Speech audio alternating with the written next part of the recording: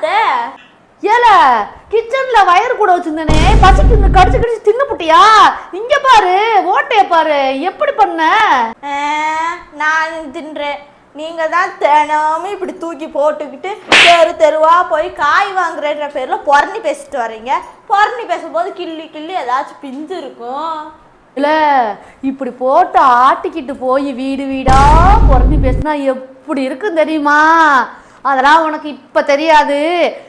வயசு வரும்போது அப்படி போய் பேசுவாரு, அப்பதான் என்னை நினைச்சு பாப்ப. அப்பெல்லாம் நான் இருக்கிறோனோ இல்லையோ தெரியல, அப்ப நினைச்சு பாரு. நீ இப்பே போய் தொலைவன் நான் நினைச்சுக்கிட்டு இருக்கேன். இப்ப அப்ப போகுதா? நான் இது மாதிரி இருக்கும்போது இருப்போனும் இல்லையோ இல்ல. அப்போ என்ன முணுமுணுத்துட்டு இருக்க நீயே?